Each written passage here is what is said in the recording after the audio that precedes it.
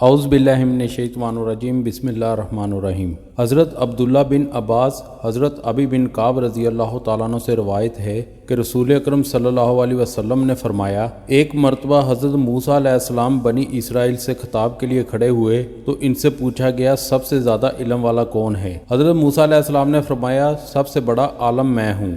اللہ تعالیٰ نے حضرت موسیٰ علیہ السلام پر عتاب کیا کہ انہوں نے یہ کیوں نہیں کہا کہ اللہ تعالیٰ سب سے زیادہ علم والا ہے؟ تو اللہ تعالیٰ نے حضرت موسیٰ علیہ السلام کے پاس وحی بھیجی کہ میرے بندوں میں ایک بندہ ایسا موجود ہے جو تم سے زیادہ علم والا ہے۔ حضرت موسیٰ علیہ السلام نے عرض کیا، میں ان سے کس طرح ملاقات کر سکتا ہوں؟ فرمایا گیا کہ ایک ٹوکری میں ایک پکی ہوئی مچھلی لے لو اور اس طرف سفر کرو، مچھلی جہاں غائب ہو جائے وہیں ان سے ملاقات ہوگی۔ حضرت موسیٰ علیہ السلام نے ایک مچھلی کو ٹوکری میں لیا اور اپنے نوجوان خادم حضرت یوشع بن نون علیہ السلام کو ساتھ لے کر چل پڑے۔ جب صحرائے پتھر تک پہنچے تو اس ٹوکری پر سر رکھ کر سو گئے۔ اسی وقت مچھلی تڑپی اور ٹوکری سے باہر نکل کر دریا میں جا گری اور سرنگ کی طرح سمندر میں راستہ بناتی ہوئی چل پڑی۔ حضرت یوشع بن نون علیہ السلام کو یہ دیکھ کر بڑی حیرت ہوئی، لیکن وہ حضرت موسیٰ علیہ السلام سے اس بات کا تذکرہ کرنا بھول گئے۔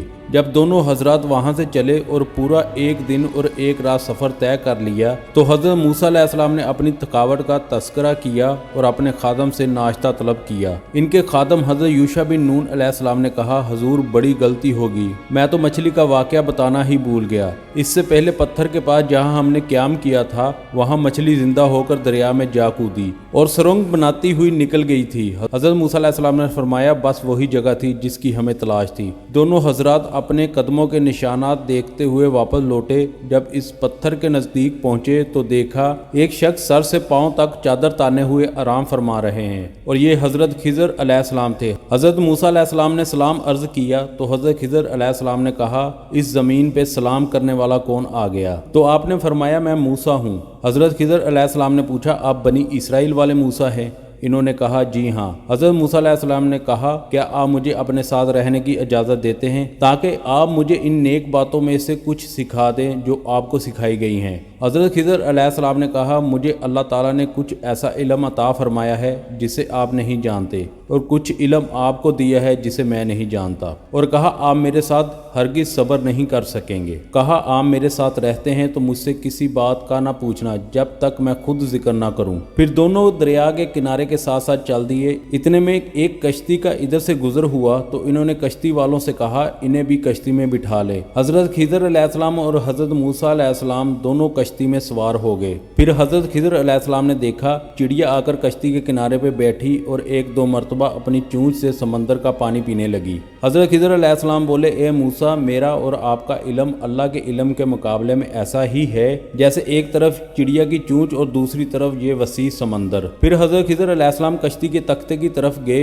اور تختہ نکال دیا۔ حضرت موسیٰ علیہ السلام نے کہا، ان لوگوں نے بغیر کرایہ لیے ہم کو کشتی میں بٹھا لیا اور آپ نے کیا کیا؟ کشتی پھاڑ دی اور اگر کشتی ڈوب گئی؟ حضرت خضر علیہ السلام بولے، اے موسیٰ، کیا میں نے آپ سے نہیں کہا تھا آپ میرے ساتھ صبر نہیں کر سکیں گے؟ حضرت موسیٰ علیہ السلام نے کہا، میری بھول، پر آپ گرفت نہ کریں، اب ایسا نہیں ہوگا۔ پھر وہ دونوں چلے، دیکھا ایک لڑکا بچوں کے ساتھ کھیل رہا ہے۔ حضرت خضر علیہ السلام نے اس بچے کو مار ڈالا۔ موسیٰ علیہ السلام نے کہا، افسوس، آپ نے بلا وجہ اس بے قصور بچے کو مار ڈالا۔ حضرت خضر علیہ السلام بولے، میں نے آپ سے نہیں کہا تھا آپ میرے ساتھ صبر نہیں کر پائیں گے؟ پھر دونوں آگے بڑھے۔ جب ایک بستی میں پہنچے بستی والوں سے کھانا طلب کیا لیکن کسی نے ان دونوں کو اپنا مہمان نہ بنایا۔ آگے چلے تو ایک بستی میں انہوں نے ایک ایسی دیوار پائی جو گرنے کے قریب تھی۔ حضرت خضر علیہ السلام نے اپنے ہاتھ سے اس دیوار کو درست کر دیا۔ حضرت موسیٰ علیہ السلام بولے، اگر آپ چاہتے تو اس کی کچھ مزدوری لے سکتے تھے۔ حضرت خضر علیہ السلام بولے، اے موسیٰ، اب یہ میری اور آپ کی جدائی کا وقت ہے۔ پیارے دوستو، رسول اکرم صلی اللہ علیہ وسلم نے فرمایا، اللہ تعالیٰ حضرت موسیٰ علیہ السلام پر رحم فرمائے، اگر وہ کچھ دیر اور صبر سے کام لیتے تو ان دونوں حضرات کے کچھ اور قصے ہمارے پاس پہنچتے۔ حضرت خضر علیہ السلام نے کہا، اب میں آپ کو ان باتوں کے کچھ بیت بتاتا ہوں جسے دیکھ کر آپ صبر نہ کر سکے۔ وہ کشتی جس کا میں نے تختہ اکھاڑ دیا تھا وہ کچھ محتاجوں اور نادار لوگوں کی تھی۔ اس وقت دریا کے کنارے ایک ظالم اور جابر بادشاہ بیٹھا ہوا تھا جو اپنے پاس گزرنے والی ہر صحیح اور سالم کشتی کو زبردستی چھین لیتا تھا اور عیبدار کشتی کو چھوڑ دیتا تھا۔ اس کی موجودگی کا علم کشتی والوں کو نہ تھا۔ میں نے کشتی کو اس لیے عیبدار کر دیا